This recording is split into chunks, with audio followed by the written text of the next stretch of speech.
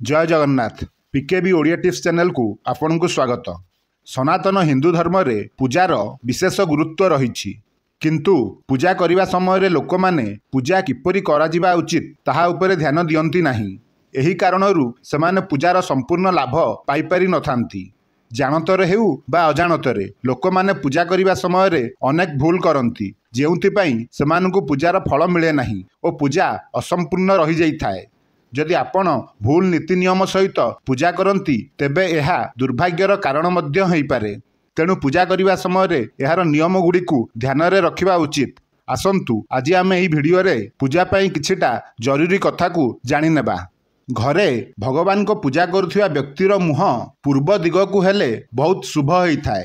जदि आपणक क्षेत्र रे यह संभवपर हेउनाही तो ताहाले पूजा करुथिबा समय रे व्यक्तिर मुह उत्तर दिग नहले पश्चिम दिग हेबा द्वारा भी भल फल मिलता है, किंतु भूल रे भी आपण दक्षिण दिग को मुह करिकी दियों को पूजा करिवे नाही। घरे ठाकुरंक फोटो किंबा मूर्ति जहाँ भी रखि थांतु दिन को दी थर माने सकाळे और संध्या बेले भगवान को पूजा निश्चिंत भावे करंतु। पूजा करिबा समय रे घंटी निश्चिंत बजेइबा दरकार। एहा सहित गोटे थर संपूर्ण घरे बुली करी घंटी बजेइबा दरकार। एमिति करिबा फलरे घंटीर शब्द द्वारा नकारात्मकता ऊर्जा नष्ट होइथाए आ सकारात्मक ऊर्जा बढ़ी थाए। पूजा करिबा बेले बासी फूल और बासी पत्र भगवान को अर्पण करंतु नाही। फूल को जदि आपण सुंघी छंती ताहले सेही फूल को भगवान को पूजारे लगांतु नाही। स्वच्छ और सतेज जलर व्यवहार करंतु।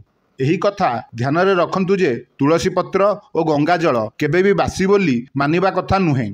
एमितिरे एगुड़िकर व्यवहार आपण जेबे चाहिए भी सेबे करि परिबे।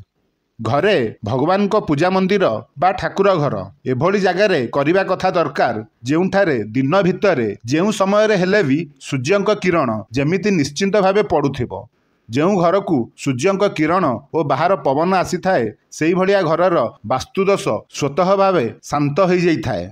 सूर्यंक किरण द्वारा वातावरणर नकारात्मक ऊर्जा नष्ट हो जाइए और सकारात्मक ऊर्जा बढ़ी जाइए। पूजा घर को लागी करी लैट्रिन बाथरूम करिबा शुभ नुहे बोली मान्यता अच्छी। सेथिपाई एही कथा को ध्यान में रखंतु। घरे दक्षिण दिगरे पितृपुरुषों फोटो लगा जाई पारे, किंतु देवादेवी पूजा घरे पितृपुरुषों फोटो रखिबा कथा नुहे।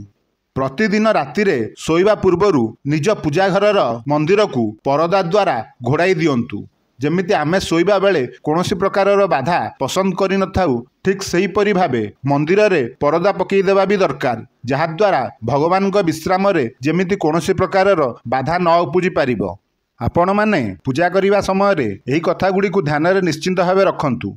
आपणकर पूजा फल आपण को निश्चिंत प्राप्त हेबो। आजिर भिडियो रे बास एतिकी ही। भिडियो को लाइक और चैनल को सब्सक्राइब करिया को जमा भी भूलिबे नहीं। भगवान को कृपारू आपणक दिनटी बहुत भलरे कटू। पुनः थर देखा आउ गोटे भिडियो रे। धन्यवाद।